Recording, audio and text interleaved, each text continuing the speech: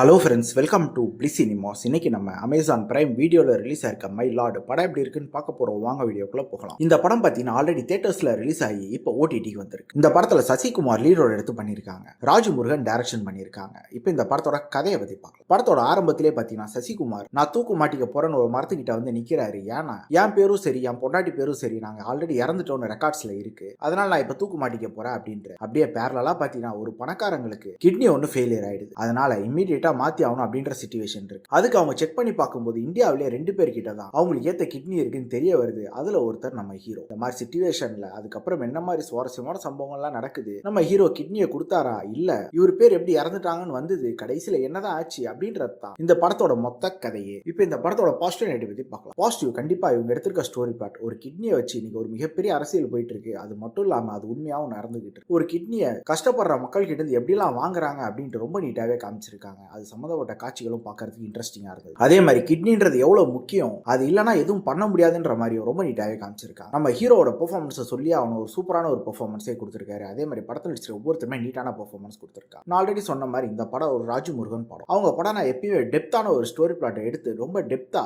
ரொம்ப ராவா ஹேண்டில் பண்ணுவோம். ஆனா இந்த படத்தை பொறுத்தளவு பார்த்தீங்கன்னா ஒரு நீட்டான ஒரு ஸ்டோரி பிளாட் தான் எடுத்திருக்காங்க. இருந்தாலுமே பல இடத்துல அது டைல்யூட் ஆகிற அளவு ரொம்ப லேசா எடுத்திருக்காங்க. என்ன கூட வெயிட்டா எடுத்திருக்கலாம். டெக்னிக்கலி படம் சவுண்டா இருக்கு, சினிமோட்டோகிராஃபி, சவுண்ட் எஃபெக்ட்ஸ், பிஜிஎம் எல்லாமே நல்லாவே பண்ணி கொடுத்துருக்காங்க. இந்த படத்து மூலமா ஒரு சொல்ல வந்திருக்க மெசேஜ் ரொம்ப நீட்டாவே கன்வே பண்ணியிருக்காங்க. ஸ்கிரீன் பிளேஸ் பார்த்தீங்கன்னா ஒரு இன்ட்ரெஸ்டிங்கான ஸ்கிரீன் பிளே தான். இருந்தாலுமே படம் அங்கங்க லேக் அடிக்க தான் செய்து, ப்ரெடிக்டபிளா தான் இருக்கு. மொத்தத்தில் என்கிட்ட கேட்டீங்கன்னா கண்டிப்பா இந்த படம் கான்செப்டுக்காக ஒன்ஸ் பார்க்க வேண்டிய ஒரு படமா தான் இருக்கு. ட்ரை பண்ணி பாருங்க. இந்த படத்துக்கு நம்மளோட ரேட்டிங் கேட்டீங்கன்னா 10க்கு 6 மார்க் கொடுக்கலாம். இன்னொரு வீடியோவில் சந்திக்கலாம். தேங்க்யூ.